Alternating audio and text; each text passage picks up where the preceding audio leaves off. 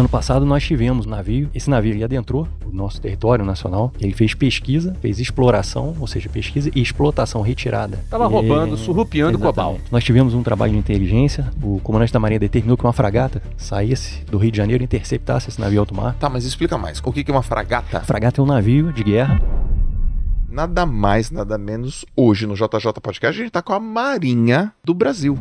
O que é a Amazônia Azul e por que é tão importante que os brasileiros saibam sobre esse conceito? Nessa Amazônia Azul hoje nós temos 95% de todo o petróleo, 80% de todo o gás natural vem da Amazônia Azul. E isso é uma riqueza importante pra gente hoje, seguramente será mais importante para nossos filhos e mais ainda para os nossos netos. Eu queria falar especificamente sobre como é ser mulher dentro das Forças Armadas, Rafa. O fuzil, ele não é mais leve para mulher na Marinha. Não é porque é mulher e não é porque é homem, né? Nós somos militares. Quando eu entro na Marinha, o meu soldo, ele é igual de qualquer outro militar da minha patente. Seu salário, seu soldo é seu salário. Exato. O mapa do Brasil que a gente conhece não é exatamente o mapa do Brasil real. Existe um ditado que diz que a todo detentor da riqueza cabe o anjo da proteção. Seja essa riqueza a família, seja essa riqueza a defesa do Brasil. Cabe a gente proteger. Senhoras e senhores, muito bem-vindo ao JJ Podcast e hoje é super especial. Hoje vai ser um conteúdo que você nunca viu, eu nunca passei por esse conteúdo. Eu tenho aqui um assistente da maior patente do meu lado, Flávio Augusto, cara. Obrigado, você tá aqui 199 vezes, Sim. eu tô aqui acho que 4 vezes já. Acho que mais, Flávio. Ou 5. Gente, quantas Talvez vezes? mais, né? Mais 5, né? Essa é a sexta, provavelmente. Sexta vez. Muito bem. Cara, você tá tanto comigo que agora você, tipo assim, você é co-host do JJ Estamos aqui. Podcast. Então, estou aceitando a vaga. Turma, hoje a gente vai falar, e eu pedi, obviamente, ajuda, né, do Flávio, porque tem contexto e porque ele entende desse assunto. O assunto é importante, é um assunto de consciência. O JJ Podcast é um podcast ouvido, então eu quero agradecer você pela sua audiência. Nós estamos há 2 anos consecutivos como o podcast mais ouvido de negócios. Um dos mais ouvidos do Brasil também. É uma honra pra gente. E aí a gente vai fazendo barulho, né? Então a turma vai chegando e fala, pô, eu quero contar um pouco da minha história, contar um pouco do que a gente faz, do nosso trabalho no JJ Podcast. Gente, nada mais, nada menos, hoje no JJ Podcast a gente tá com a Marinha do Brasil. Marinha do Brasil, Flávio. Representado por 2 pessoas. Eu vou ler o currículo, tá? Nós estamos representados hoje na Marinha do Brasil pelo Rodrigo de Campos Carvalho. Eu vou ler o currículo dele. Capitão de Mar e Guerra. Eu já logo vou perguntar o que é isso? Capitão de Mar e Guerra. Quando o bicho pega, chama ele. Tipo, Rodrigo! Então, se eu me enfiar numa enrascada, eu ligo pro Rodrigo. Cara, é capitão de mar e guerra. Eu falo assim, cara, eu conheço o Capitão de Mar e Guerra. Vocês estão achando que é o quê da vida com a vida de vocês? Nasceu em 1977, no Rio de Janeiro. Casado, pai do Lucas, de 6 anos. Oficial da Marinha do Brasil. Bacharel em eletrônica pela Escola Naval. Graduado no curso de hidrografia de extensão. Hidrografia, hidroágua, grafia de extensão. Vai explicar o que é, tem a ver com a Marinha, obviamente.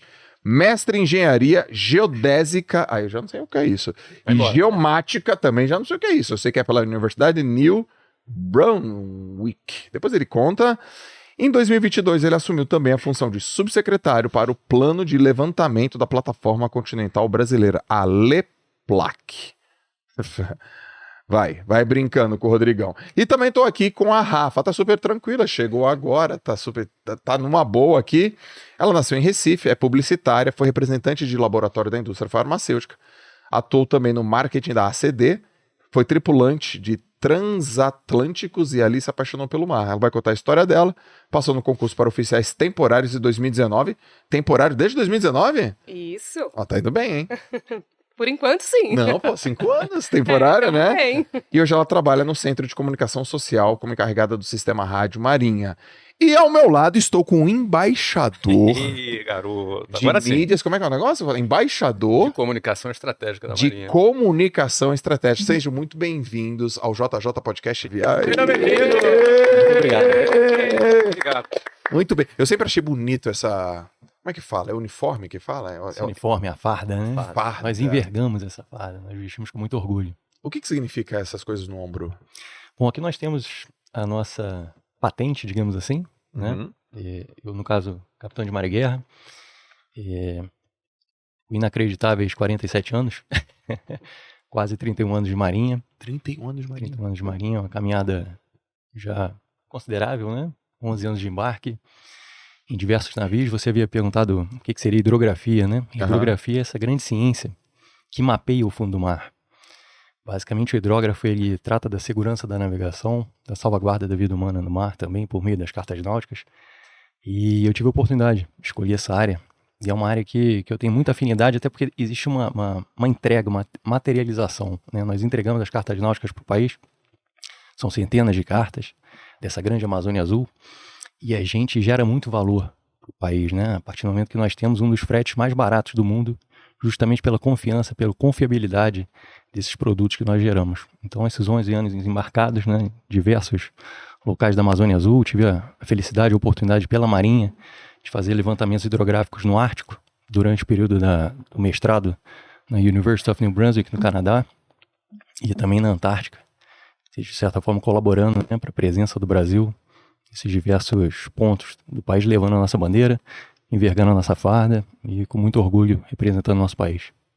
Muito bem. Rafa, Rodrigo, eu vou perguntar bastante da vida de vocês aqui, o Flávio também, ele vai fazer esse bate-bola, mas a gente acabou de começar nosso JJ Podcast, então, turma, eu vou me colocar aqui no lugar da pergunta da audiência. O que a audiência gostaria que o Joel perguntasse? Eu gostaria que vocês falassem assim, de uma maneira objetiva, direta e reta. O que vocês gostariam que a massa crítica do Brasil soubesse sobre a Marinha? A essência do trabalho da Marinha. Então, o que o brasileiro tem que saber para entender sobre a Marinha, valorizar ainda mais e ter consciência da Marinha? O que a Marinha faz para o brasileiro? A Marinha faz muita coisa, né? Talvez diversas delas não sejam tão conhecidas assim, e eu vou tentar tratar um pouquinho disso aqui. Num primeiro momento, nós vemos a Marinha como aquela força que defende essa nossa Amazônia Azul, com 5,7 milhões de quilômetros quadrados, mas eu prefiro, em vez de falar em números, falar em dimensões para a gente fazer uma analogia, né? Sim. 5,7 milhões de quilômetros quadrados seria exatamente o tamanho da nossa Europa Ocidental. Então, hoje, o Brasil tem sim aquilo que nós aprendemos nos bancos escolares, né? Aquele Brasil terrestre, acredito que a grande maioria tenha aprendido isso. Aquele Brasil com seus 8,5 milhões de quilômetros quadrados.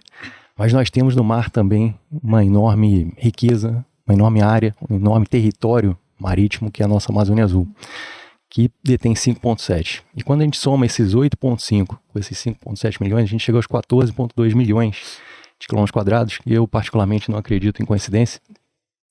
É exatamente o território da Antártica. Então aquilo que nós aprendemos, né, algumas décadas atrás, nos bancos escolares, que o Brasil tinha a dimensão de continente, de fato, o Brasil tem a dimensão de continente, o Brasil hoje é do tamanho da Antártica.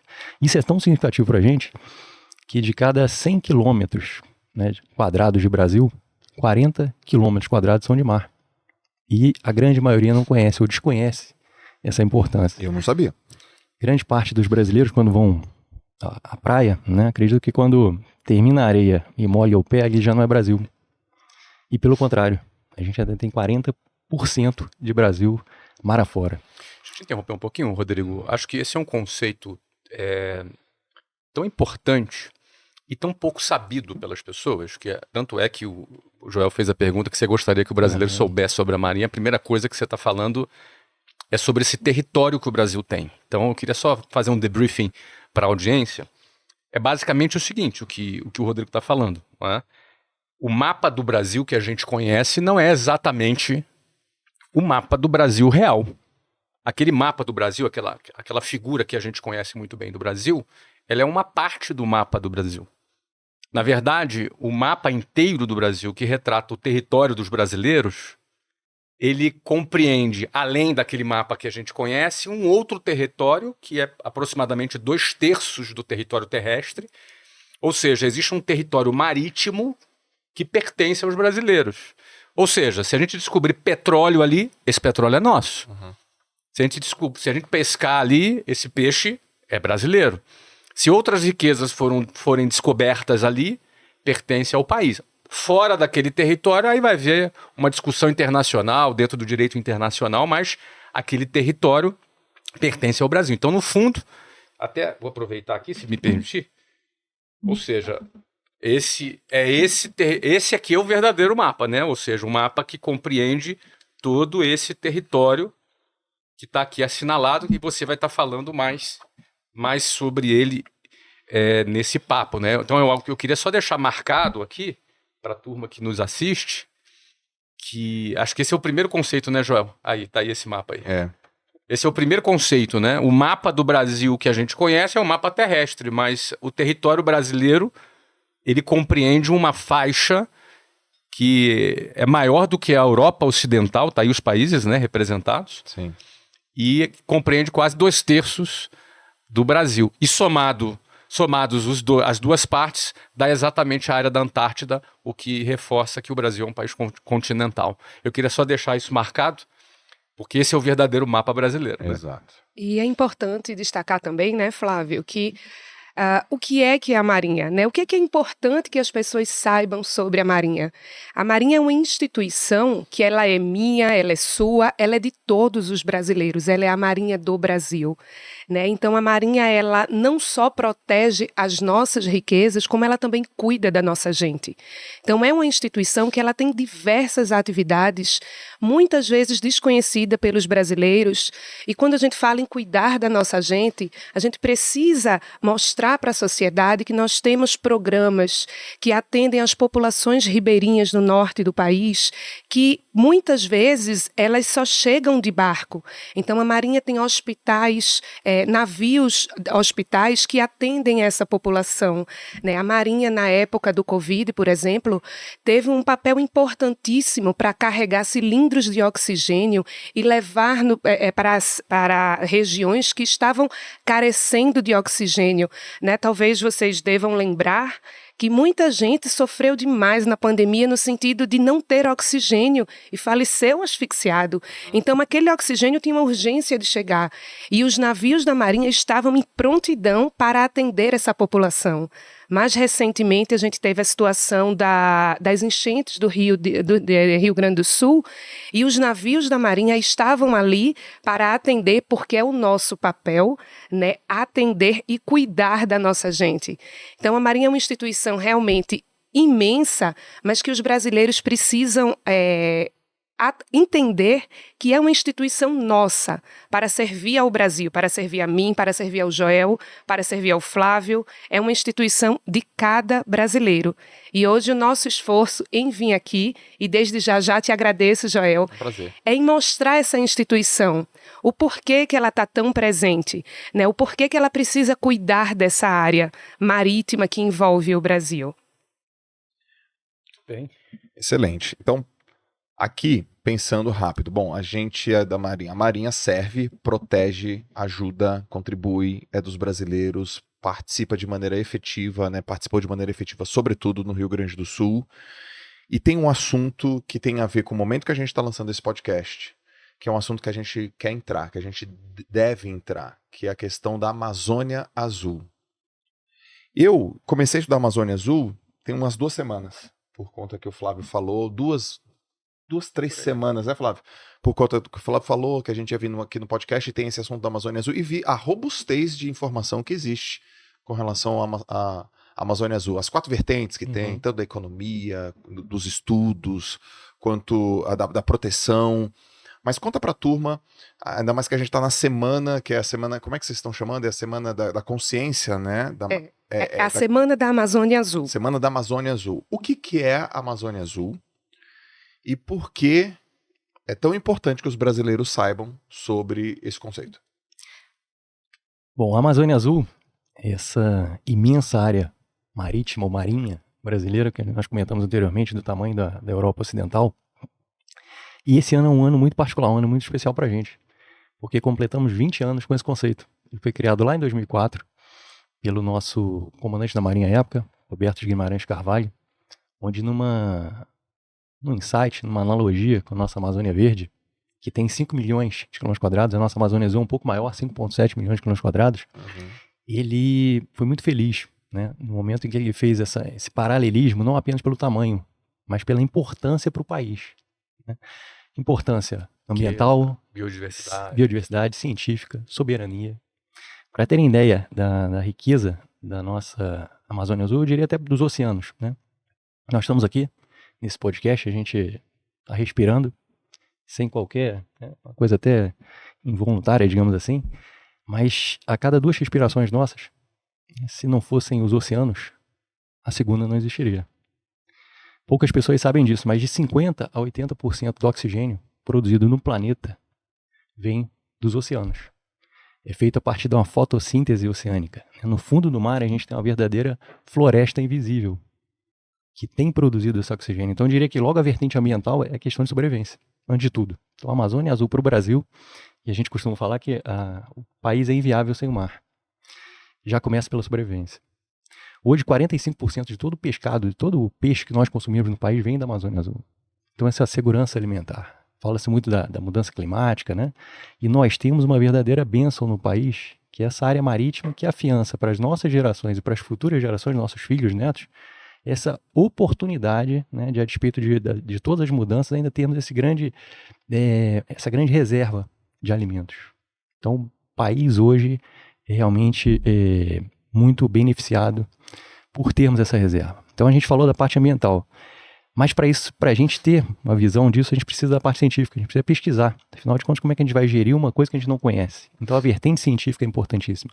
E aí entra outra parcela de contribuição da Marinha para o país. Grande parte dessas pesquisas são realizadas por nossos navios, nossos meios, nossos navios hidrográficos, né? E nesses 11 anos praticamente marcados, foram pouquíssimas as vezes que nós fomos ao mar sem a presença de pessoas de universidade. Nós sempre convidamos para que trouxéssemos a academia, para que estivessem conosco nos navios, coletando essas informações, já tendo essa visão, essa importância desse conhecimento para que a gente possa efetivamente gerir da melhor maneira possível, entregar para a sociedade os melhores produtos possíveis a partir desse conhecimento. E, a partir do momento que nós tratamos do lado ambiental, temos o conhecimento científico, a gente já pode trabalhar a economia. E agora vem o conhecimento surgido a partir dessa parte científica, né? Nessa Amazônia Azul, hoje nós temos 95% de todo o petróleo que a gente consome hoje, que a gente abastece, vem da Amazônia Azul. 80% de todo o gás natural vem da Amazônia Azul. Como eu falei anteriormente, 45% do pescado vem da Amazônia Azul. Nós temos hoje essa transição energética, passa pela geração de energias limpas, né, renováveis. E nós temos, ao longo desses quase 8 mil quilômetros de litoral, uma força motriz enorme, uma capacidade, né, de geração de ventos, de correntes, que nos viabilizam efetivamente uma possibilidade de expandir essa matriz energética que outros países não têm. A transição energética passa também por esses novos equipamentos, o avanço tecnológico passa pela mineração, né? Nós vemos hoje, por exemplo, a Europa com uma meta bastante ambiciosa, né, que inicialmente era 2030, depois passou para 2035, já deve evoluir para 2040, de transformar cerca de 250 milhões de veículos, né, tirando o modelo de queima de hidrocarboneto, queima de petróleo, né, passando para modelo elétrico. Só que um carro elétrico ele precisa de 7 quilos de cobalto, por exemplo. Né? Se nós multiplicarmos esses 250 milhões de veículos vezes 7 quilos, né, cada um, é um quantitativo de cobalto que não existe conhecido na superfície terrestre, mas existe no fundo do mar. Então, a partir do momento que o Brasil detém uma das maiores áreas marítimas do mundo, a gente tem nesse fundo do mar uma riqueza enorme, que viabiliza o Brasil liderar uma transição energética para o elétrico. Que outros países não poderiam. Como uma potência. Como uma potência. Então, nós temos chance de sermos líderes em mais essa agenda, né? Essa geração de valor, é o mar gerando valor para a gente, a despeito de outros países que não têm essa riqueza. E outra coisa muito importante, o Brasil não tem um país defrontante. Então, nós somos como uma piscina de borda livre, borda infinita. Certo. Então, nós não precisamos dividir esse mar com outro país defrontante. Nós temos, por exemplo, comum ali no Mediterrâneo, no Báltico, por exemplo. No Báltico, nós temos diversos países onde a área marítima final, né, é muito pequena. Tem muitas disputas, né? Exatamente. Ou seja, você quer dizer que depois dessa margem aqui, para lá não tem nenhum país que detém... Exatamente. Nós não precisamos dividir essa área marítima com ninguém. Entendi. Temos nada perto, né? Exatamente. E nós estamos passando hoje num momento que é ímpar na história da humanidade, né? Esse avanço para o mar, digamos assim, ele foi ratificado por mais de 100 países em 1982. Foi uma das conferências mais longas que a Organização das Nações Unidas teve, a ONU. Foram 3 reuniões efetivamente. A primeira começou em 1973, depois houve uma intermediária e a final em 82, quando saímos com a Convenção das Nações Unidas sobre o Direito do Mar, que é a conhecida Grande Lei do Mar, né? Ou seja, essa propriedade está escriturada. Exatamente, está escriturada. E o mais importante disso, ela está escriturada E todo esse avanço que nós fizemos, né, que a Marinha, juntamente com outras instituições, conseguiram ampliar essas fronteiras do mar, ampliar esse mar do brasileiro, foi totalmente pacífico. Nunca, né, na história das nações, houve um avanço ou possibilitou a extensão do território se não fosse por conflitos, por guerras. Então nós temos hoje uma janela que foi aberta em 1982, nós aproveitamos muito bem essa oportunidade, daí criamos aquele nome complicado, LEPLAC, né, que é o Plano de Levantamento da Plataforma Continental Brasileira. Em 89, levamos nossos navios para o mar, buscamos parceria com diversas outras instituições, né, que nos auxiliaram muito ao longo de todo esse processo. Um deles eu citaria aqui a Petrobras, que é uma parceira histórica da Marinha. Grande parte dessa evolução na Amazônia Azul deve-se a esse apoio da Petrobras e outras instituições. E nós conseguimos, de forma totalmente pacífica, ampliar para 40% todo o território nacional. E isso é uma riqueza importante para a gente hoje. Seguramente será mais importante para os nossos filhos e mais ainda para os nossos netos.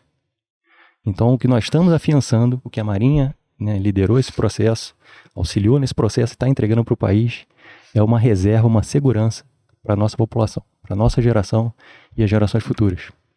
E outro aspecto que eu acho bastante interessante, né, que a gente comentou, né, a gente conhece muito a Marinha, a área de defesa, né, mas existe a poluição hídrica, existe a segurança da navegação, a salvaguarda da vida humana no mar. E ano passado, então uma historinha rápida aqui, mas eu participei de um evento chamado Expomar, aí em Itajaí, né, convidado no dia 29 de junho. Como eu comentei anteriormente, eu não acredito muito em coincidências, mas é exatamente o dia do pescador. E eu lembro que a minha palestra seria na parte da tarde. Eu saí cedo de Brasília, um voo bastante cedo, pousei em Navegantes, ali eu pedi um motorista de aplicativo, e eu sempre muito preocupado com a farda, né, eu apoiei naquele suportezinho ali de trás do carro, e o meu praterno, aquele que protege, tem uma parte transparente, eu acho que ele viu ali a imagem da farda branca, e ele olhando pelo retrovisor, fez a seguinte pergunta: o senhor é da Marinha, né? Eu olhei assim, olhei pro praterno, falei, deve ter visto que eu tava, né, de terno e gravata. Sou sim da Marinha. Aí fez aquele silêncio, olhando pro retrovisor fixo, e eu percebi que ele foi emocionado. E ele falou o seguinte: eu devo a vida a vocês. E aí, eu sou filho de pescador, família de pescadores. Até então sempre me fiz ao mar desde criança, né, acompanhando minha família. Mas teve um evento aqui em Santa Catarina que eu me fiz ao mar com o nosso pesqueiro. Eu tive um temporal. Né, o mar aqui no sul é bastante revolto, ele muda muito rápido, né? E o meu pesqueiro, ele praticamente perdeu a comunicação, perdeu a energia, e nós ficamos o que a gente chama de a deriva, né, no mar. E aquele mar só crescendo, aquela tempestade aumentando, a noite vindo. E ele comentou o seguinte: chegou um momento que o barco começou a fazer água, começou a entrar água nesse barco, e eles começaram a tirar com balde. Chegou um momento que já estavam prostrados, eu já não aguento mais, já estou cansado, estou exausto. Mas ele comentou o seguinte: eu tenho um filho de 1 mês de vida, eu preciso voltar, eu tenho que educar esse menino, eu tenho que cuidar desse menino, eu tenho que dar o exemplo para ele. Mas chegou um momento que ele, prostrado, já falou: meu Deus, né, quem que vai chegar aqui com esse mar revolto, essa noite escura, né, quem que vai aparecer? Ele disse que pouco tempo depois encosta um bote na navio da Marinha, resgatando aquele pesqueiro, resgatando a vida dele. E aí ele comentou: a partir desse momento eu não me fiz mais ao mar. Aí eu me transformei no motorista de aplicativo. Mas ele, muito emocionado, relatou isso. É uma parte que pouca gente conhece, né? Conhece muito a Marinha no aspecto defesa. Mas a gente vai muito mais que isso. A gente transcende muito mais. Por exemplo, nos Estados Unidos, o que a Marinha do Brasil hoje desempenha seriam 5 grandes agências que desempenham. Então, não só a parte de defesa, a parte de pesquisa, a parte de salvaguarda, a parte da CISO, né, dessa questão social. A gente leva efetivamente esse cuidado para a nossa população desassistida. Regiões bastante longínquas, regiões de difícil acesso, como a Amazônia, por exemplo, onde é bastante difícil chegar nessa região. E eu tive algumas oportunidades de fazermos levantamentos. Por conta da hidrografia, a Marinha nos traz essa grande opção, né? Não existe um dia igual ao outro, é impressionante. Um dia você está fazendo hidrografia, no dia seguinte é um acionamento, um salvamento que a gente faz, um resgate de um pescador como esse. Não existe um dia igual ao outro, é impressionante. Sempre servindo. Sempre servindo ao país. E eu acho muito importante isso, de uma forma totalmente anônima. O nosso trabalho tem que ser anônimo, né? A gente entrega porque, antes de tudo, isso é uma vocação, né? É um desprendimento que nós temos. Não é uma profissão fácil. A família efetivamente sente bastante o afastamento. Existe todo, né, um custo efetivamente para isso. Mas eu diria que é uma vocação. É uma vocação maravilhosa. Então a gente tem um trabalho aí muito além disso, né? Muito bonito. Podemos falar sobre esse custo, Joel? Vamos falar, Eu acho né? que isso é uma coisa interessante. Qual é o custo? Qual é o preço? Você já tem aí mais de 30 anos de marinha. Quantos meses fora de casa você já passou? Desses 11 anos fora da marinha, embarcado, né, no mar, foram 4 viagens com mais de 6 meses. Ali a gente já tem uma ideia da dimensão. Ou seja, só nessas 4 viagens foram mais de 2 anos, né? Exatamente. Estamos falando aí de quase 20% desse tempo. Exatamente. E a gente não tem, hoje em dia, né, a tecnologia tem nos permitido isso, mas ali em 2000, quando eu fiz o meu primeiro embarque já, digamos assim, já depois de formado, a gente não tínhamos esse recurso todo de internet a bordo, né, essa facilidade de comunicação que nós temos, embora ainda exista um pouco de dificuldade, né, a comunicação no mar não é tão fácil quanto em terra, e existe... Vários amigos meus, por exemplo, tiveram filhos que não estavam por ocasião do nascimento. Só foram conhecer meses depois. Cara, às vezes os familiares adoeciam, às vezes perdiam pais e mães. Alguns perderam pais e mães. Não tiveram a oportunidade de enterrar seus entes queridos, porque estavam no mar. Então são custos, digamos, que às vezes não aparecem, né, para a sociedade, não aparecem como um todo, que nós internalizamos, nós avaliamos e, por conta de um compromisso, de uma vocação, nós colocamos na balança e seguimos servindo ao nosso país, a despeito de tudo isso que eu falei anteriormente. Então, passei várias oportunidades fora de casa, né?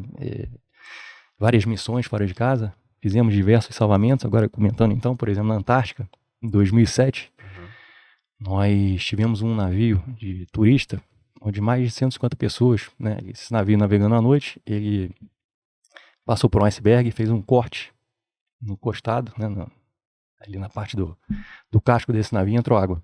Esse navio virou praticamente 40 graus. Era em torno de 4 da manhã, quando nós recebemos um Mayday, socorro. Na mesma hora, nós estávamos com a aeronave, um helicóptero. Tínhamos 2 helicópteros embarcados, já tocou o poste de voo. As aeronaves decolaram e foram ao encontro desse navio. E eles viram, né, os passageiros desembarcando para as embarcações, mais de 150 passageiros, e conseguimos resgatar todos com vida. Num ambiente totalmente inóspito, um ambiente totalmente difícil. Escuro, 100%. Escuro, e nós fizemos, né, trabalhamos no limite da segurança, né, mas é muito gratificante quando a gente tem esse retorno, né, quando a gente tem um agradecimento, né, um olhar que seja. A gente consegue resgatar uma vida e entregar para a família. Isso não tem preço. Pergunta genuína. Assim, aqui que é uma pergunta genuína. Eu realmente não sei, né? Vocês estavam numa expedição na Antártida e aí receberam uma Mayday? Exatamente. Mas vocês tinham ido para lá fazer o quê? O que acontece? Desde 1982, o nosso país, o Estado brasileiro, é um programa de Estado, não um programa de governo, ele reconheceu a importância de nós estarmos presentes no ambiente antártico, na Estação Antártica. Nós somos hoje o 7º país mais próximo da Antártica. Então, as alterações que ocorrerem naquele continente, essas frentes frias, como nós tivemos recentemente no Rio Grande do Sul, basicamente essas frentes são formadas ali no paralelo 60 graus. E a nossa estação está exatamente 62 graus. Então, nós estarmos presentes ali, estamos pesquisando na Antártica, né? Nós temos direito a voz e veto em todas as decisões que forem feitas com relação a esse ambiente. Então, ou seja, o Brasil participa da governança daquele território. Exatamente. Ou seja, esse território não pertence a ninguém especificamente, pertence, digamos assim, ao planeta, e a governança daquele território, o Brasil tem essa participação. Exatamente, nós chamamos de membro consultivo. Então nós somos hoje um dos 29 membros com direito a voz e veto nas reuniões do Conselho Consultivo da Antártica, por nós termos efetivamente, desde 82, uma pesquisa substancial na Antártica. Então nós mantemos a base brasileira. E justamente por estarmos lá presentes, com navios presentes, mantendo essa tripulação, né, desde 82, nós estávamos por ocasião desse acidente.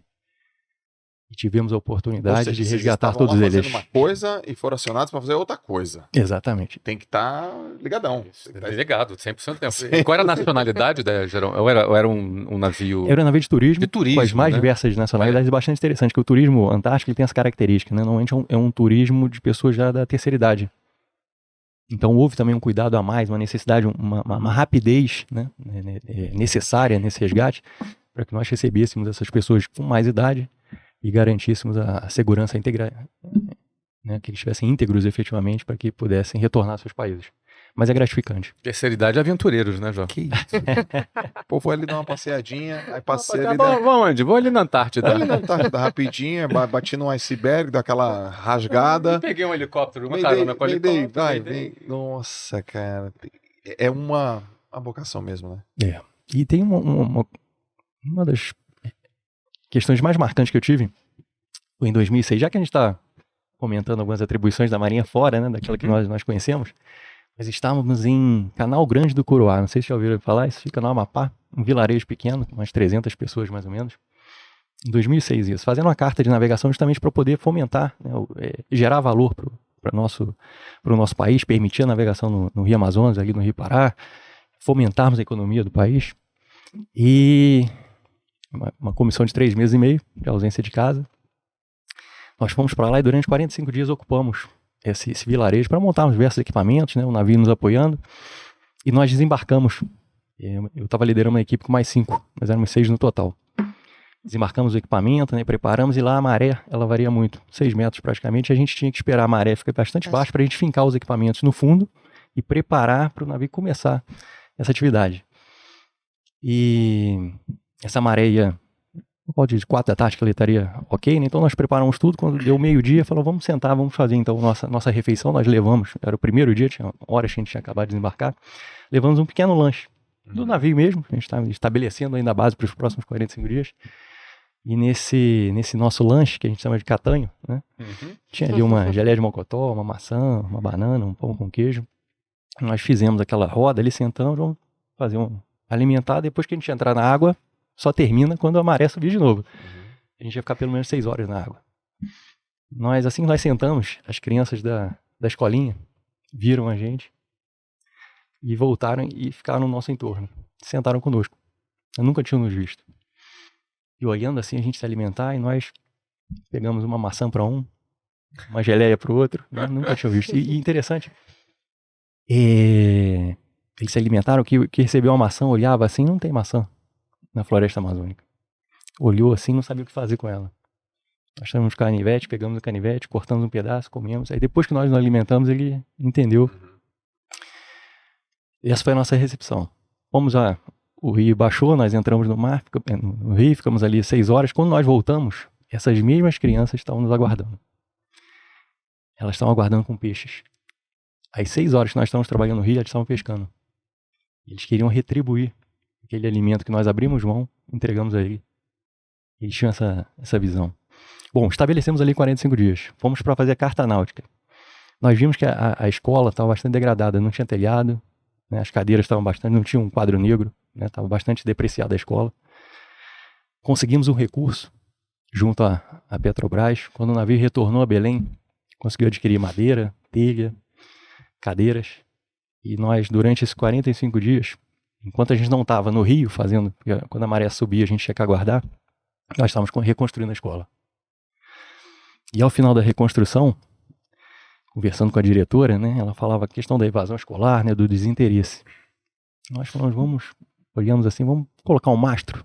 Fomos lá na mata, escolhemos uma árvore, fincamos esse mastro em frente à escola, pegamos uma bandeira nacional no navio, e todo dia, às 8 da manhã, nós fazíamos a bandeira, e 18 horas nós arriávamos essa bandeira.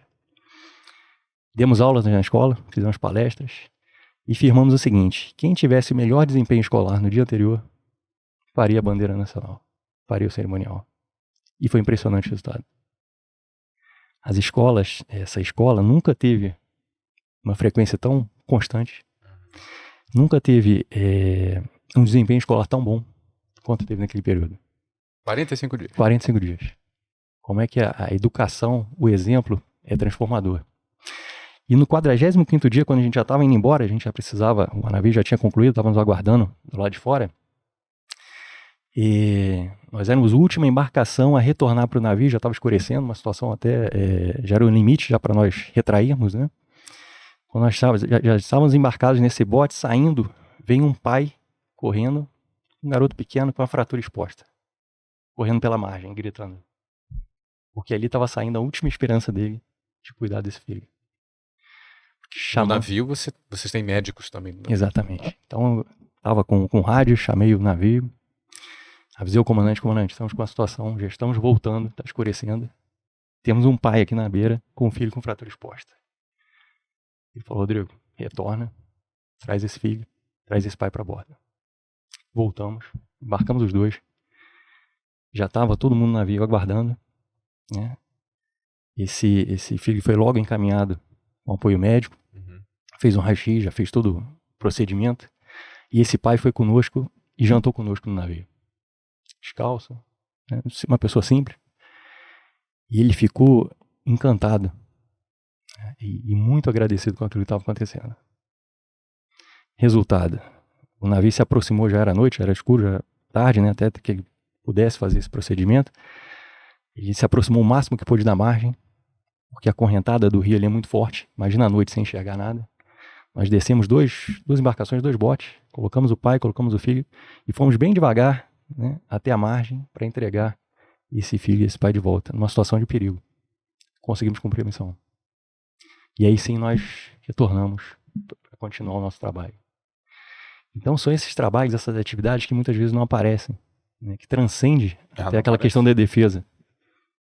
E esse é o trabalho anônimo, né, e muito gratificante. Por isso que eu falo que é o custo que nós temos, nesses 11 anos embarcados, mas quando nós nos deparamos com situações como essa, ou desse taxista, que já tinha entregue a vida, tinha um filho de 1 mês, né, já estava prostrado, já não acreditava mais que teria uma boa oportunidade, e de repente encosta um navio, encosta um bote, resgata esse pai e entrega para a família, isso não tem preço. Sensacional, muito bom. Joel, se você me permitir, Lógico. Você está aí no comando, né? Eu queria perguntar para a Rafaela, porque a Marinha, como a gente está percebendo, ela também é um lugar de oportunidades de carreira. Sim. Ou seja, existem N oportunidades. Você é publicitária, por exemplo, Sim. e hoje trabalha na diretoria de comunicação, como uma oficial temporária que atua nessa divisão da Marinha. E existem muitas outras carreiras dentro da Marinha. Você é hidrógrafo, por exemplo, aqui narrou a sua experiência na Marinha. E a gente sabe que muita gente gostaria de estar na Marinha e não sabe como, por exemplo. Eu queria falar especificamente sobre como é ser mulher dentro das Forças Armadas, Rafa. Como é que é essa experiência de uma mulher tendo uma carreira dentro das Forças Armadas? Flávio, antes de te responder, eu queria contar que a minha história com o mar, ela começou muito antes de eu entrar para a Marinha. Né? Eu nasci numa cidade litorânea, que é Recife, que ali me ensinou assim, a ter um respeito profundo pelo mar. Né? Tive a oportunidade de trabalhar em transatlânticos e ali eu entendi que o mar ele vai muito além da praia. E descobri uma paixão pelo mar. Então, procurando, né, tentar unir essas paixões, que é a comunicação, é a minha formação profissional, junto ao mar, eu descobri a Marinha. E numa busca, né, pelo site de como trabalhar na Marinha, na minha área, porque eu já não podia entrar pela idade para o colégio naval ou para a escola naval, e eu queria trabalhar na minha área. Então, eu descobri que a Marinha também oferece oportunidades como oficiais temporários, que é o meu caso, né? São contratos de 8 anos que o profissional fica na Marinha. E aí eu estudei, consegui passar nesse concurso. Hoje estou aqui, né? Tem 5 anos que eu trabalho como publicitária. Trabalho no Centro de Comunicação Social na Marinha, então hoje eu tenho a alegria de colocar a serviço da Marinha o meu trabalho como comunicadora social, né? Consigo unir 2 paixões, que é o mar e a comunicação, o que para mim é maravilhoso, é super entusiasmante ir trabalhar, porque realmente eu estou colocando ali o que eu mais amo. E como é que é ser mulher na Marinha? Né? Na verdade, eu fico muito honrada em ser mulher e trabalhar na Marinha e vestir esse uniforme. Primeiro porque a Marinha, ela é das 3 forças, né, do Exército, da Aeronáutica e da Marinha, ela é a pioneira em abrir espaço para a mulher entrar para a Marinha. Apesar da Marinha ser uma instituição bissecular, há 44 anos, né, desde 1980, a Marinha permitiu que a mulher ingressasse nas fileiras da Marinha.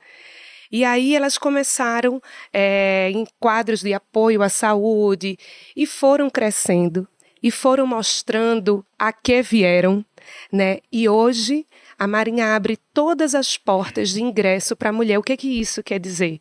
Se uma mulher quiser ser publicitária como eu sou, ela tem essa oportunidade. Se ela quer ser engenheira, tem vaga para ela. Se ela quer trabalhar no setor operativo, aí eu tenho vocação para ser fuzileira naval. Eu gosto do setor operativo, eu quero trabalhar embarcada. Existe essa oportunidade para a mulher também. Então, num futuro breve, vamos ter mulheres comandando navios, mulheres comandando pelotões de fuzileiro naval. Quem sabe... Ou seja, na Marinha de Guerra, efetivamente. Operando, Quando você fala operativo, é no campo de batalha, digamos assim. No assim. setor operativo, exato. No campo de batalha vamos ter mulheres comandando, e isso não demora, Flávio, porque hoje elas já estão, né, nesses locais... Essa é a primeira geração que vai começar. Exato, já estão sendo aprimoradas, né, já estão em cursos de formação para isso. E num futuro não muito distante... Vamos ter aí, né, quem sabe eu acredito muito, comandante da Marinha? Uma comandante da Marinha, mulher. Por que não? Não é verdade? Porque a mulher, ela guarda um pouco da... Não só da sensibilidade no sentido da fragilidade, mas de ter uma percepção mais detalhista das situações, né? Então, eu acredito muito. Existe esse espaço na Marinha. Existe esse espaço e não existe esse espaço e, ao mesmo tempo, não existe essa segregação, né? A gente costuma dizer, o fuzil, ele não é mais leve para a mulher na Marinha. Entendi. Né? Então, existe esse espaço. Da mesma maneira que o homem, ele vai lá e vai trabalhar, a mulher também vai. Né? Para a mulher, eu acho que às vezes ainda é um pouco mais difícil, mas a gente está presente quando a mulher é mãe, né? Quando ela tem essa dupla jornada, mas ela precisa cumprir o seu trabalho igual a qualquer outro militar. Não é porque é mulher e não é porque é homem, né? Nós somos militares e não existe uma coisa que eu queria deixar, né, para quem está nos assistindo, quem tem essa vontade de entrar para a Marinha. A Marinha, ela é uma casa que ela trata todos os militares, independente de ser do sexo masculino e feminino, com isonomia. O que isso quer dizer? Quando eu entro na Marinha, o meu soldo, ele é igual de qualquer outro militar da minha patente. Seu soldo é seu salário. Meu soldo é meu salário, exato. Então, a minha promoção de posto, se ela acontece com 3 anos, ela também vai acontecer tanto para o homem quanto para a mulher. Então, é uma honra poder participar, né, estar presente na Marinha sendo mulher. A Marinha também guarda um pioneirismo que é de promover mulheres a quadros de oficiais generais.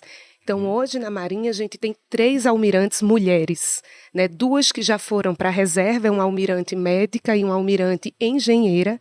E hoje existe a almirante Maria Cecília, é uma médica e também está nesse posto de oficial general. Que é o maior posto que é o maior Marinha. Posto da Marinha em termos de hierarquia. Então, assim, existe realmente uma oportunidade e existe vaga para a mulher ser o que ela quiser dentro da Marinha. Todos os anos a Marinha contrata mulheres, então. Todos os anos a Marinha abre concurso público para essas mulheres que querem tanto seguir carreira como aprendizes marinheiros. A gente tem algumas escolas, né, de aprendizes marinheiros que as mulheres podem entrar. Na escola naval, no colégio naval. Flávio, você teve recente lá no colégio naval. Tive semana passada na escola naval também. Olha aí. E acho que teve a oportunidade de perceber que jovens de 14, Sim. 15 anos estavam lá, meninas, né, de 14 anos, estavam lá, seguiram a carreira militar. Deixaram suas famílias em casa. Sim. E estudam dentro da escola, moram dentro da escola. Sim. Exato.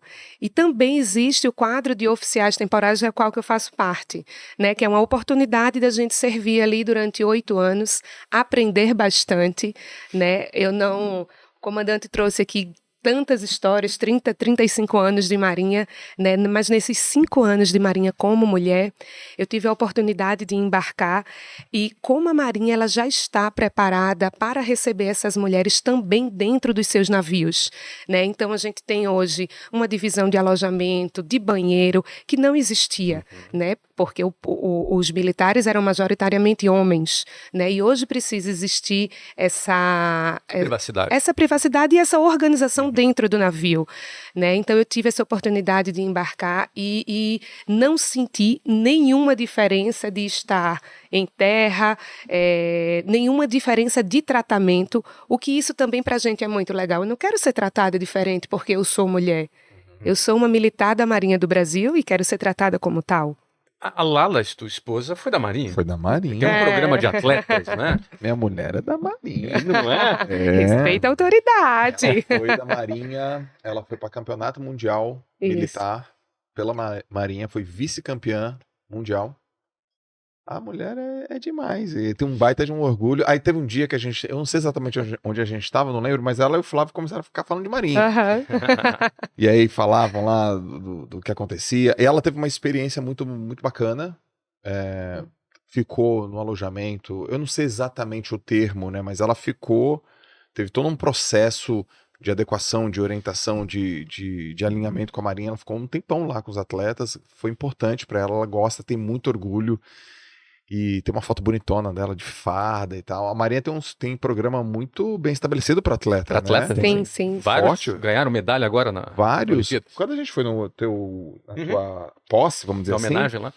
Tem a moça do pugilismo que tava lá. Qual que é o nome dela? Foi medalhista olímpica. Pô, tava do meu lado. Bia. Ajuda aí, gente.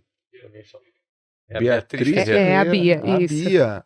Então tava lá com as medalhas e super feliz, né? O programa é muito bacana. Então, todos os meus amigos que passaram pela Marinha, eles têm muito orgulho. Os amigos atletas, né? Sim. Meus amigos atletas, eles têm muito orgulho, né? De ter sido oficiais da Marinha naquele período, porque eles entendem que a Marinha deu vários incentivos para ele, né? Deu incentivo de capacidade de ir para um campeonato mundial, deu incentivo financeiro, mas acho que o maior incentivo que a turma tem orgulho é de vestir a farda, sabia? Eles tinham orgulho de representar as Forças Armadas da Marinha, a farda, o Brasil, os princípios, os valores da Marinha. Aliás, pegando esse gancho aqui, quais são os valores que a Marinha difunde, que defende? Quais são os princípios? Pilares, né? A Marinha trabalha com algo que chama Rosa das Virtudes. O que é essa Rosa das Virtudes? São valores da instituição, né? Então, são valores como disciplina, como hierarquia, obviamente, espírito de corpo. Espírito de corpo? Espírito de corpo é aquele... a gente pode dizer assim que é valorizar o trabalho em equipe, né? Valorizar o teu campanha que está ali. O mar e a marinha ensinam que o trabalho ele não é solitário, né? Existe ali um espírito de equipe. Entendi. Além de alguns outros valores de abnegação, como o comandante falou, né?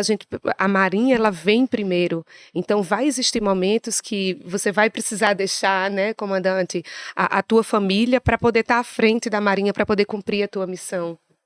Ó, eu tenho 3 filhos pequenos, tá? Você tem um filho de 6 anos, né? Tenho filho de 6 anos. Eu vou te falar, você tava falando aí 6 meses fora, eu comecei a exercitar na minha cabeça. Eu 6 meses fora, sem ver meus filhos. Duro, hein?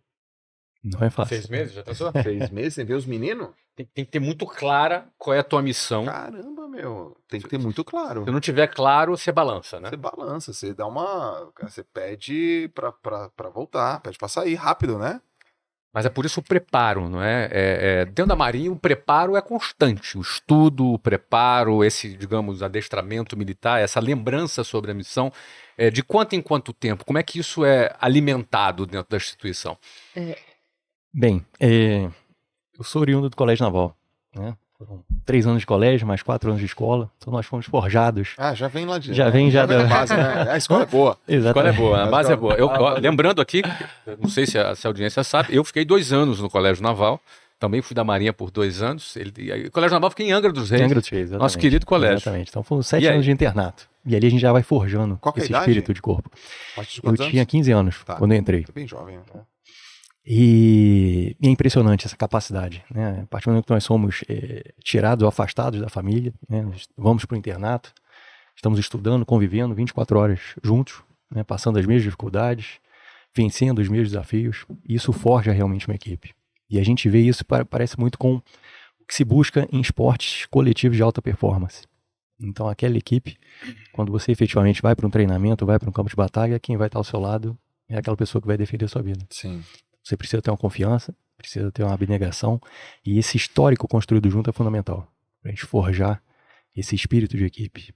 E isso nos prepara muito para afastamentos como esse, de 6 meses e meio, né, para missões como essa que nós não sabemos efetivamente tudo que nós vamos encontrar. Pode ser que no dia seguinte a gente tenha uma atividade totalmente diferente, né, temos que enfrentar um desafio, e esse espírito de equipe, né, esse corporativismo, essa união forjado em anos de trabalho conjunto, passando dificuldades conjuntas, os períodos de adaptação, é fundamental. É outra mentalidade. É E como a tua equipe de os atletas, né? Eu já visualizei agora. Agora eu fiz a pergunta. Eu fiz uma pergunta em 2024. Eu deveria ter feito uma pergunta em 2007. Não, 2007 não, 1996, quando eu tinha 15 anos. Pô, fui criado ali. Com aqueles caras, com aquelas mulheres. Com aqueles caras. Com aquela mentalidade. É lógico. Cara, a gente precisa de uma missão aqui, 6 meses. Filho, 6 meses é assim, eu já volto. Né? É mais rápido, né? Servir, missão, união, time, propósito, entidade maior, que honra representar, né, a Marinha do Brasil. Agora eu entendi. Porque ele falou, vim da Escola Naval, né? Então, quando você falou, vim da Escola Naval, eu já pensei, pô, cara, eu já vim lá do... Você já era mentalmente preparado para isso antes de ser pai. Exatamente. Né? Então, eu fiz uma pergunta de pai, devia ter feito uma pergunta de jovem, né? De jovem. Tem um filme, eu lembrei aqui do filme, que é muito famoso da Marinha, só que é do Navy SEALs. Lembra? Qual que é o nome, gente? Da Demi Moore? Até o Limite da Honra. Limite da Honra. Até o Limite da Honra. É antigo, né? Antigo, né? É. Aquilo retrata uma essência da Marinha mesmo, porque ele mostra um pouco da mulher, né, dela superando os limites, ela recebendo o respeito dos homens de uma grande missão. Aquilo é daquele jeito? O quanto que é filme, quanto que é real, assim? Joel, eu acho que tem algo aqui que a gente precisa trazer, que é a questão da decisão. Né? Quando a gente decide, quando a gente decide por aquele caminho, lógico, o filme ele tem muita ficção, mas o que é que tem ali? Tem muita abnegação, tem muito sacrifício, né? Não só na vida militar, quando a gente decide por é aquilo e vamos perder nascimento do filho, vamos perder momentos únicos da nossa vida, que se a gente não está firme na decisão, que a gente vai precisar abrir mão de alguns, né? A gente vai precisar abrir mão de algumas situações e que a gente vai passar por sacrifício, a gente não chega. Sim. Então a gente não vai cumprir a missão, não seremos bons militares, não seremos bons e boas mulheres do mar. Então eu acho que a gente consegue adquirir esse respeito, né, das pessoas, porque a gente decide por e a gente vai até o fim nessa decisão. Uhum. E eu acho que isso a Marinha nos dá desde que a gente entra, ela nos forma, né? Ela não vai, na verdade, eu sempre costumo dizer, e escuto muito, a Marinha não foi lá em Recife, bateu na minha porta e falou assim, Rafaela, vem. Foi o contrário. Eu decidi estar na Marinha e sei que isso me traz muitos sacrifícios, mas para eu chegar onde eu quero, eu vou ter que enfrentá-los. Né? Então, eu acho que o filme traz um pouco disso também, né? Como que eu ganho esse respeito? O meu filme predileto é Homens de Honra. Uhum. É uma história da Marinha Americana. Sim. É da Marinha, já viu? Já vi com Cuba Gooding Jr. É demais. É uma história sobre eu decidi estar aqui. Exato. Né? Uma história, né, real, né? Exatamente. De um negro nos Estados Unidos que ele trabalhava no plantio, e aí ele fala, cara, eu vou pra Marinha, e o pai olha pra ele e fala, vá e não volte nunca mais. Ou seja, e seja a pessoa que você quer ser. Então é um filme de decisão, de dificuldade, de abnegação pura, mas é muito inspirador, né? É muito bacana. Uma pergunta agora, uma pergunta inspiracional, né? A Marinha tem filmes também nacionais que contam essa história. Por exemplo, isso aqui que você contou é um roteiro de filme, cara. Já parou pra pensar nisso? Verdade, É um roteiro de filme. É tão inspirador quanto, entendeu? Sim, sim. Isso tem que virar filme, gente. Sabe um filme que vai lá fazer aquela história, é o peixe, a maçã, aí volta, né? Não é um roteiro, O Flávio? salvamento, o Sim. pescador. O pescador, e vai lá e sai 6 meses. Cara, se faz um filme... Piratas e ação e tiro. Não é, É cara? que a gente... Tiro, porrada e bomba também, Toda né? a Tem gente que ter pensa- também. Tem também isso na Marinha, né? Tem também, Tem tem tiro, que ter, tem que tem, ter, também né? tem. Tem. E a gente tem uma questão da Amazônia Azul, às vezes a gente não tem noção das ameaças que o país sofre, né? Nós temos uma fronteira em terra, 17 mil quilômetros praticamente, com fronteira com 10 países, né? Essa é mais palpável, talvez. Mas nós temos na Amazônia Azul uma fronteira marítima com 15 mil quilômetros. Onde que ela fica? É justamente esse contorno externo da Amazônia Azul. Então o que acontece? Isso aqui. Exatamente. Tudo. Aqui em terra, nós temos 10 países, né, que nós fazemos essa fronteira. Mas se nós observarmos esses 15 mil quilômetros que contornam a Amazônia Azul, nós temos fronteira com o mundo. Uhum. Então eu diria que as ameaças na fronteira molhada ou na Amazônia Azul é ainda maior. Exemplo.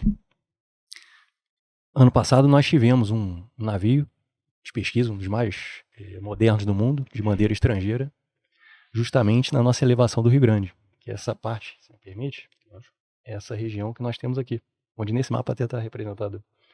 Pelo tamanho da Ucrânia. Isso, seria correspondente nesse mapa aí o tamanho da Ucrânia. E esse navio ele adentrou o nosso território nacional, ele fez pesquisa, fez exploração, ou seja, pesquisa e explotação retirada de bens lá embaixo, basicamente crostas cobaltíferas, cobalto, que nós falamos tão importante para essa transição energética. Tava roubando, surrupiando Exatamente. cobalto. Essa é... Ou seja, E outras palavras? Outras palavras, Aqui, né?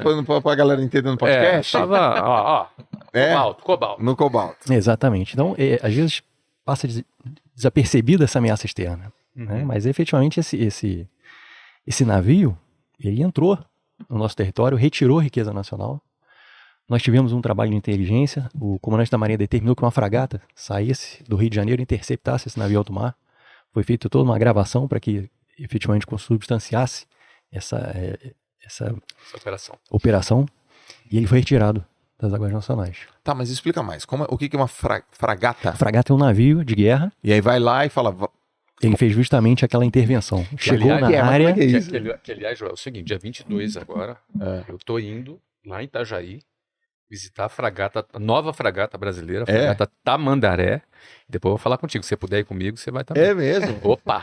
Vamos fazer essa Uma visita. fragata é o nome. Uma fragata. Não, mas É peraí. um navio de guerra. Mas não, deixa eu visualizar. Aí, cara, cobalto, é nosso. Peraí. Eu tô Mandou fazendo... mensagem pelo rádio, mandou um tiro. Nós, na como é que é? verdade, Mandou um tínhamos torpedão, uma Afundou? fragata. Afundou não? Uma fragata nós tínhamos o helicóptero embarcado, então esse helicóptero ele decolou antes para que efetivamente pudesse fazer uma filmagem sem ser detetado, para que efetivamente materializasse aquela questão e nos fundamentasse depois para que nós pudéssemos efetivamente retirar esse navio do território nacional, do território marítimo. Então essa questão, existe um ditado que diz que a todo detentor da riqueza cabe o ônus da proteção. Eu levo essa frase para a vida toda. Tá bom. Seja essa riqueza a família, seja essa riqueza a defesa do Brasil. Cabe a gente proteger, defender. E com um território marítimo tão grande, tão extenso, né, do tamanho de uma Europa ocidental e com tantas atribuições, essas conhecidas de defesa e essas não conhecidas de resgate, né, é importante nós estarmos cada vez mais presentes no mar. É importante nós termos uma força preparada, capacitada, proporcional à dimensão desse país. Sim. Porque a tendência com essas mudanças climáticas, com o crescimento populacional, em 2022, né, nós já passamos de 8 bilhões de pessoas. Existe uma estimativa de até 2100, nós passamos de 10 bilhões de pessoas. Então, se hoje, né, a agricultura, a pecuária, a própria demanda por energia é importante, imagina quando nós ultrapassarmos 100 bilhões. Então, essas questões, esse interesse pela Amazônia Azul, esse interesse pelo território marítimo brasileiro tende a aumentar. E nós não podemos deixar, efetivamente, esse território desguarnecido ou desprotegido. Porque as nossas gerações, a atual, mas principalmente as futuras, vão precisar desse alimento que está ali. Exato, né? Se vai ter vai trocar 250 milhões de carros movido a combustão de petróleo por elétrico, e se na Amazônia Azul tem cobalto pra caramba, vai vir, o interesse é muito grande. Sim. Inclusive de ir lá e pegar, né? Exatamente. Agora, para a gente ter essa percepção de perigo, de risco, nós precisamos internalizar na nossa sociedade, ou levar esse conhecimento de que o Brasil não é só terra. Que o Brasil tem 40% de mar. Por isso que esse ano é muito especial para a gente, Amazônia Azul esse conceito completando 20 anos, e nós conseguimos, né, várias vitórias ao longo desses 20 anos. Esse ano, por exemplo, nós tivemos, publicado pelo IBGE, a 9ª edição do Atlas Geográfico Escolar, onde pela primeira vez nós temos... Chegando na escola esse Está chegando na conhecimento. escola. Inclusive em questões de concurso também, né, comandante? Exatamente. Já cai sobre o tema No Amazônia Enem, por Azul. exemplo. O Enem, né, já fala sobre a Amazônia Azul. Uhum. Né? Existe esse esforço da gente trazer esse conceito para todos os brasileiros. A gente conseguiu colocar, obrigada Flávio, você lembrou algo muito importante, a gente conseguiu hoje colocar nas principais emissoras de televisão o mapa completo do Brasil, que compreende também aquela faixa da Amazônia Azul, que é o mapa do meteorológico, né, que faz parte. Existem pessoas que moram nessas ilhas, nas ilhas oceânicas. Então elas também precisam se sentir contempladas, elas também são brasileiras, né? Muito bem, então tá aqui, olha. Tá aqui, né, Joel? Esse aqui é o nosso Brasil. Olha, coisa linda. Nosso Brasil não é só o território terrestre, temos aqui mais um espaço equivalente a toda a Europa ocidental. Ocidental. Eu vou contar até quantos países, vai Olha falando aí, aí. conta aí. Quantos países cabem no nosso território? É país pra caramba, cara. Países grandes. Aqui a Alemanha tá aqui num pedacinho, ó. Olha só, Espanha, todo mundo. São todos os países da Europa Da Europa Ocidental, Ocidental. E eu diria todos que cabem eles com cabem. folga. Cabem com folga. É. Não, Se apertar mais um se pouquinho, encaixar ainda um pouquinho, encaixa mais. cabe a Europa Oriental também aqui dentro, né? Exatamente. Olha o tamanho. E isso traz aquela atribuição, né? Olha o tamanho do território que nós temos Contou, que Joel? defender e proteger. 34. 34 países com folga aqui dentro. 34 países. Couberam aqui. Para você ver quanta riqueza tem aí e por que que a gente precisa proteger essa riqueza. Por que que a Marinha precisa existir. Uhum. É isso. Joel, antes da gente finalizar, Tem presentinho? tem presentinho sim. A gente gosta de presentinho. Exato. Eu queria presenteá-los com esse livro aqui que chama A Bordo do Contratorpedeiro Barbacena. É um livro recente que conta uma história muito legal de um contratorpedeiro, é um navio de guerra. E aí ele conta a história também de um cachorro, né, que foi adotado pela tripulação desse navio. Tá muito bacana. Eu sei que você é um ávido por livros, né? Tem o seu clube do livro, eu tenho certeza que você vai Adoro. gostar. E em relação a filme que você citou anteriormente, isso aqui dá um belo de um roteiro. Então, já queria deixar a mensagem para você que é cineasta, Isso. você que é produtor de cinema. Esse livro é uma joia para um filme, para uma série. Então, fica aqui o convite e agradeço mais uma vez esse espaço aqui para a gente falar da Marinha, trazer esse é um o seu, esse é pouco meu. do... Olha aí. Trocou? deixa eu ver. Não, isso é muito Deixa eu ver. importante, né? Fortalecer, gente. Cara, tem que ter história contada da Marinha em formato de filme, documentário, gibi, livro, cineasta, galera que gosta de conteúdo. Eu sempre vou defender isso, tá? Eu sou do cara do conteúdo. Sim. E eu me inspiro demais em histórias como essa. Eu achei demais a tua história. Eu fiquei imaginando o que aconteceu, como é que era o navio. Eu fiquei imaginando tudo. Então, aqui então tem uma chance de De um filme e de uma série fantástica. Com... Mas deixa eu te falar, tá? A gente vende todos os livros quando a gente fala dos livros. Então, olha, eu vou deixar depois Como é que faz aqui. pra galera comprar esse Isso, vou livro? deixar depois anotado como é que faz para adquirir esse livro. E tem um detalhe super especial. É. Adivinha só quem fez o prefácio desse livro? Deixa eu pensar, deixa eu pensar. Uma chance. Nada mais, nada menos do que o embaixador de comunicação estratégica Meu, não da Marinha. acredito. Flávio Flávio Augusto! Incrível, tá aqui, ó, cara. Tamo aqui. Nossa, que coisa Olha aí, ó. incrível. Deixa eu ler o prefácio. Lê o prefácio. Navegar pelas águas dessa obra é embarcar em uma jornada genuinamente brasileira, onde a liderança se destaca em meio ao caos da Segunda Guerra Mundial. Ponto de inflexão da história nacional. Com maestria, o autor entrelaça narrativas humanas, fundindo ficção com fatos verídicos, e revela que grandes líderes, como o comandante do contratorpedeiro Barbacena, não apenas conduzem seus navios, mas também inspiram suas equipes e superam qualquer tormenta. As lições desse livro vão muito além dos combates navais, oferecendo insights valiosos sobre como uma liderança firme e visionária pode transformar crises em oportunidades, seja nos mares ou no mundo dos negócios. O Barbacena não é apenas uma leitura cativante para veteranos e jovens empreendedores, mas também um alerta para que todos compreendam a importância estratégica da Amazônia Azul na geração de valor para o Brasil e para todos os brasileiros. Que Beleza, hein? Ó, deixa eu ver. Ó, eu vou ler até aqui o finalzinho. Flávio Augusto, ex-aluno do Colégio Naval, empresário, empreendedor e embaixador de comunicação estratégica da Muito Marinha. Maravilha!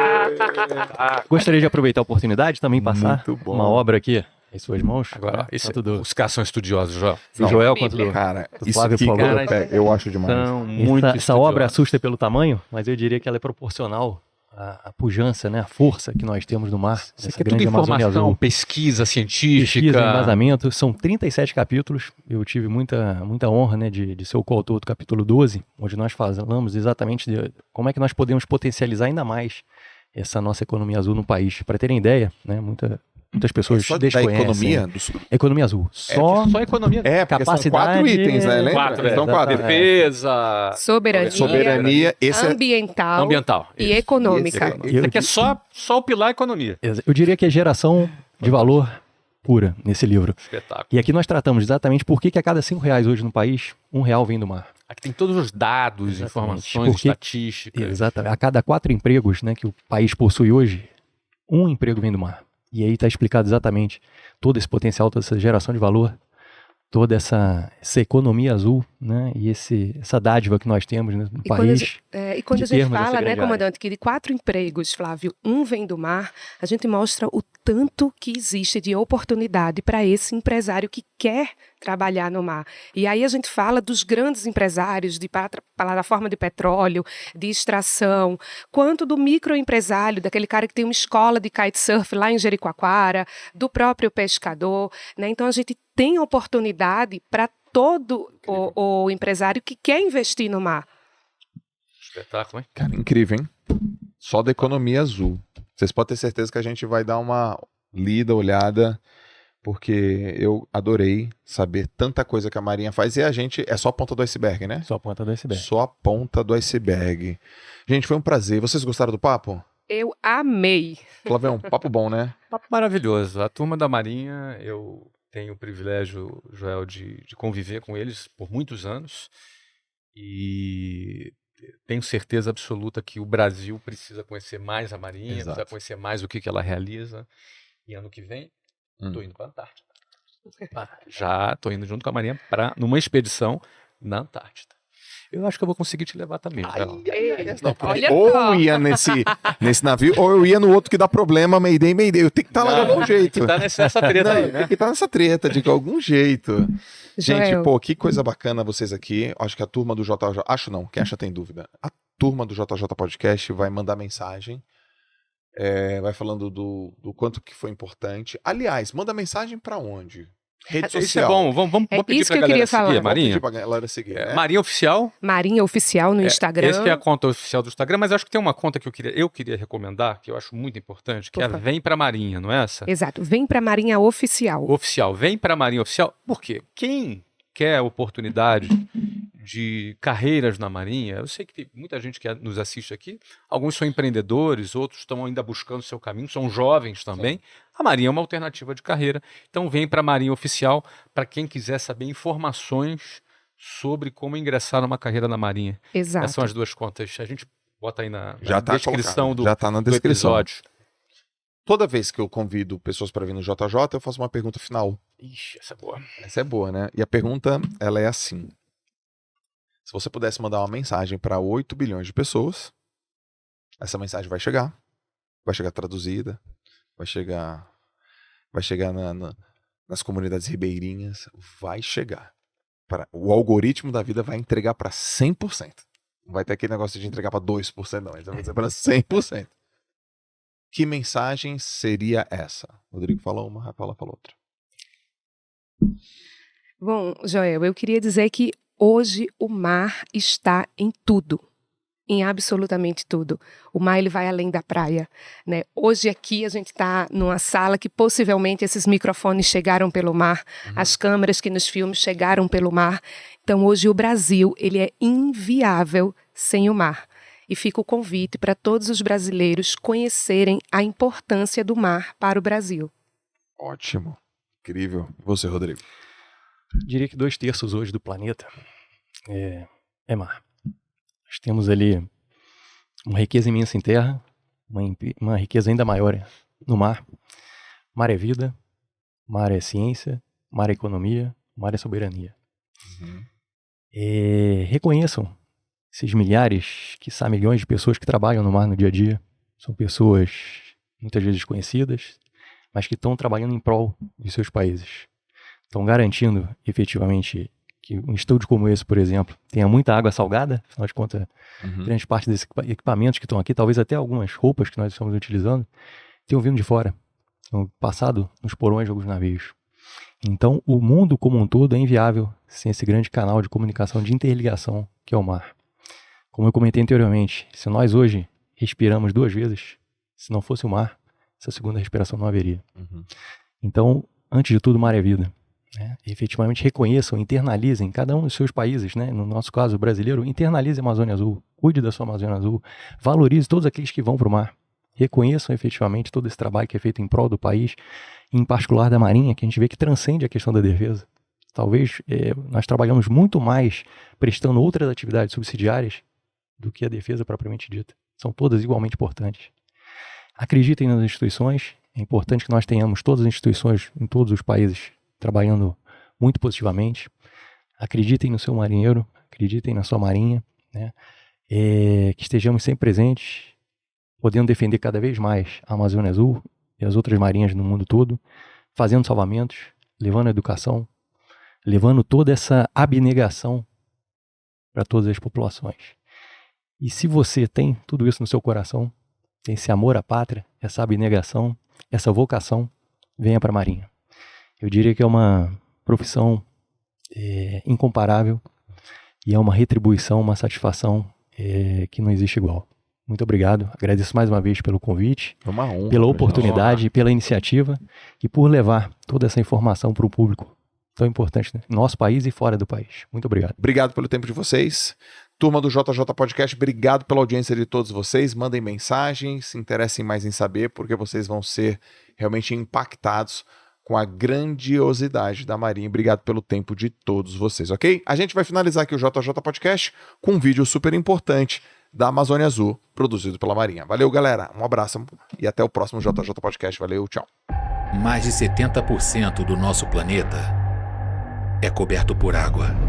Esse recurso é vital não apenas para a vida, mas para a economia brasileira. Diariamente, mais de 80% do comércio global é transportado pelos mares. Já pensou que 8 em cada 10 objetos que você usa no dia a dia chegam até você por via marítima? Agora imagine um Brasil sem mar.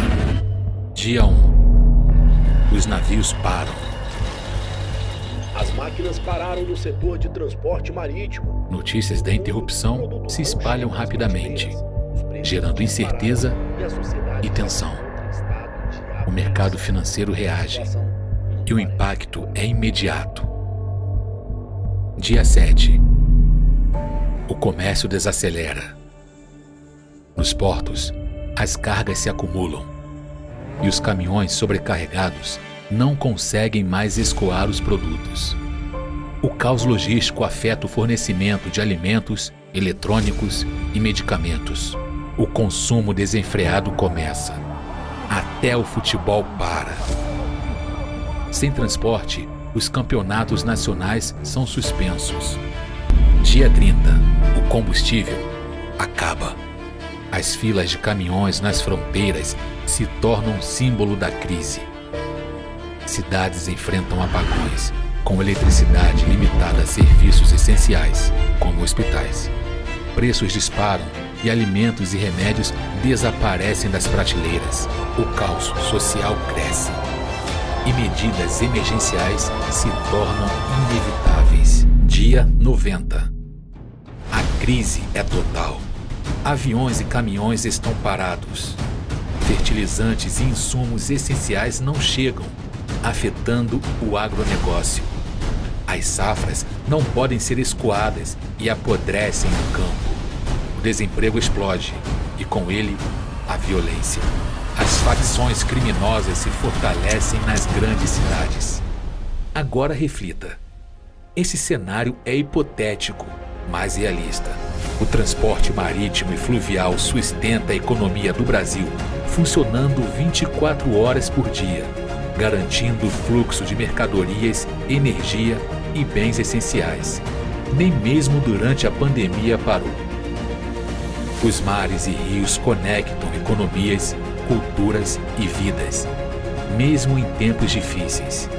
Por isso, a Marinha do Brasil é fundamental para proteger nossa Amazônia Azul, nome dado aos 5,7 milhões de quilômetros quadrados de área marítima brasileira. Ela concentra 95% das importações e exportações do país e sustenta milhões de empregos direta e indiretamente. A economia do mar, ou economia azul, responde por mais de 20% do produto interno bruto brasileiro. O mar não é apenas parte da nossa geografia. Ele é o motor da nossa economia, gerando empregos e oportunidades. O Brasil é inviável sem o mar. O mar está em tudo.